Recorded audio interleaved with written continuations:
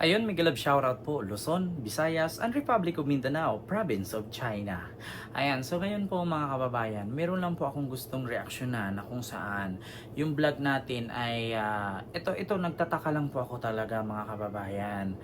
Noon, si Digong, tumakbong presidente, sabi niya, 3 to 6 months o boss ang droga. My God, I hate drugs. Sabi niya ganon. So, si Digong, galit na galit sa mga adik.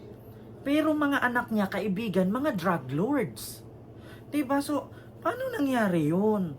Ako sa totoo lang, almost 30,000 ka mga poor drug user, pusher, addict, daw di umano ang namatay. Pero yun po ay hindi po tayo sure kung mga addict po, pusher, user po yung mga pinapatay. Bakit? Hindi po kasi dinaan sa due process at wala din po sa saligang batas ng Pilipinas na kapag ikaw addict, papatayin ka diretsyo. Bakit? Ang nakasaad po kasi sa saligang batas ng Pilipinas, kapag nakita mong nagdodroga, hulihin, ikulong, kasuhan, ihiring, pag nanalo, makalaya, pag hindi, kulong. So, ganun po ang due process sa ating bansa. Pero kay Digong, nung panahon na siya ang presidente, pag nakitang bungal, kapag nakitang may tattoo, payat, tabingi ang baba, adi ka na. Kaya, papatayin ka. So ngayon, bakit pag sa mga pubring addict, pubring pusher, pubring user, di ba, pinapatay? So yun nga ang katanungan ngayon. Na kapag pobre, na adik, walang kalaban-laban, nakatira sa squatter, pag nakita kang payat, butot balat, may tattoo, bungal, tabingi ang baba, ultimo na stroke, adik na daw yon. Pero ngayon mga kababayan, meron ako ipapakita sa inyo. Ito po isang picture na kung saan si Sara Duterte, dinala niya po si Martin Romualdez kay Sami Uy sa Davao. So ngayon ang tanong, sino nga ba si Sami Uy? Si Sami Uy po ay isa sa mga sinasabing drug lord di umano sa Davao City. Disclaimer, hindi po ako ang nagsabi na siya ay drug lord. Nasa news po yan. So si Sami Uy daw. So ngayon, bukod dito, ito pa. Kung nakita nyo sa picture na yan, yung mga Chinese na yan, iilan po na personalidad dyan na kasama ni Baste, kasama ni Pulong Duterte, mga drug lord po yan. So nakakapagtaka lang po mga kababayan na si Digong todo sigaw, my God, I hate drugs. My God, papatayin ko talaga kayo. Hindi nyo ba napapansin? According sa tally or list or statistic or analytics na mga napatay sa war on drugs ni Digong noong 2016 hanggang 2022 ay umabot po ng 30,000, 30,000 or 3,000 ang mga namatay na mga addict, user, pusher at mga sangkot sa droga.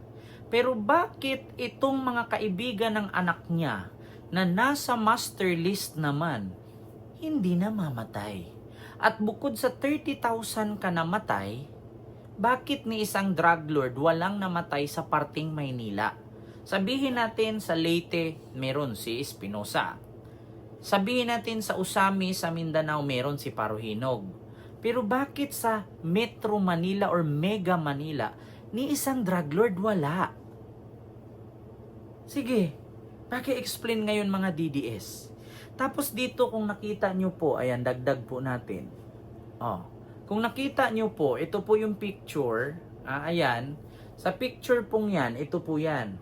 Pangalanan po natin. Yung nakaputi po dyan, yan po ay si Charlie Tan. Yun pong nakadikit sa liig ni Charlie Tan, yan po ay si Raymond Go. Yung sa baba naman ni Raymond Go na nakasalamin, yan po ay si Kenneth Dong. At saka si Pulong Duterte po yung nakangiti na may kamao. So, bakit po ganun? Na kung saan lahat po ng mga drug lords or na isyong drug lord sa Davao magkadikit sa mga anak ni Duterte. Tapos ngayon, sisigaw-sigaw siya, my God, I hate drugs. Eto sabi niya ayan. So, ibig sabihin, pinagluluko lang tayo. Panoorin nyo po. I believe in law and order. I hate criminals. Maybe the reason one of my years in the court. I hate drugs. I've seen so many lives destroyed and people wallowing in filth of money because of drugs, the drug laws. And I have seen so many cases fall in court because of corruption. So, marami daw siyang nakitang kaso na fall in court. So many cases about drugs. So, ngayon po, sa totoo lang, mga kababayan, meron lang po ako ipakita sa inyo na kung saan ito pong sinasabi nating drug lords, Matrix. Ito ha, drug lords, Matrix, Mindanao. Magulat po kayo. Magugulat po kayo. Magugulat po kayo sa mga drug lord Matrix sa Mindanao. Wait lang ha. Pakita ko sa inyo. Paruhinog. Dito, magugulat po kayo. Kasi ito po sila ay, nako. Hindi. Ayaw ko na magsalita eh. Ito po, kung nakita nyo po, yan po ang drug lord Matrix sa Mindanao. Nakalagay po dito. Itong si Mayor Michael Gutierrez ng Lupisaina, Misamis Occidental, pinatay.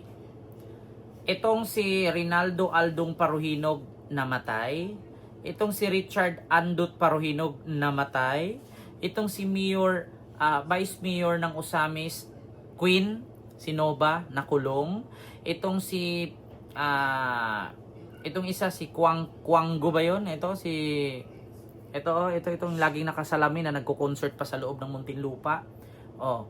Yan sila, Mayor Doni Animas ng Sapandalaga, Misamis Occidental. My God, kaibigan, pantatay ko. Lahat sila. Itong si Herbert Cuangco pala. Meron pang Mayor David Navarro ng Clarin, Mayor Jason Almonte, Oroqueta. Lahat po sila halos konektado. Naku, Dante Navarro, Paruhinog Group. At sa mga hindi po nakakaalam, sino po nakakaalala sa Kuratong Baliling? Sangkot po sila dito. Actually, ayaw ko na magsalita talaga sa totoo lang. Pero picture po ang nakakapagpatunay. Bakit, nagtatanong lang ako, bakit sa daming mga drug lords sa Mindanao, bakit si Paruhinog lang? Nasaan po ang Davao? Ako sa totoo lang, I was born and raised. Ayaw nagsalita eh. Marami akong alam. Osamis, Katagalugan, Davao, Oroqueta, Cagayan de Oro, Clarin, Lupisaina, Misamis Occidental, Jimenez, Sapangdalaga, Calamba. Marami. Basta parting Misamis Occidental, Misamis Oriental, Zamboanga del Norte, Zamboanga del Sur, Zamboanga Sibugay, Davao del Norte, Davao del Sur. Lahat yan alam ko. Kaya sabi ko sa inyo, nabudol po kayo. Yan pang totoong budol. Hindi po si BBM na nangarap na gawing 20 pesos ang bigas. Pag siya nanalo, pangarap niya lang yun. Kasi sino ba namang tangang farmer na magtatanim ng palay, na gumastos ng libo-libong sako ng fertilizer, abono, tapos ibibenta mo lang 20 pesos per kilo. Wala na pong farmer magtatanim kung ganun. Loging-logi po. Itong si Digong, 3 to 6 months, ubos ang droga. Putang ina, 10 years na Digong, hindi na ubos. May listahan ka sa drug lords, may listahan ka sa mga adik, pero ba't hindi mo pinagpapatay? Diba ang sabi mo kay Jessica Soho? Mayor, Governor, Congressman, Retired General, Police, Barangay Chairman, nasa listahan mo na. Ba't hindi mo pa pinatay? Bakit? Malaki ba ang bigay? Yun lang, mga kababayan. So, yun lang yung aking reaction video. Huwag niyo kalimutan mag-like, mag-share, at mag-subscribe. Mapagmatsyag, mapagpanuri at mapagmasid para hindi po kayo maloko sa mga adik na politiko. And I, God first.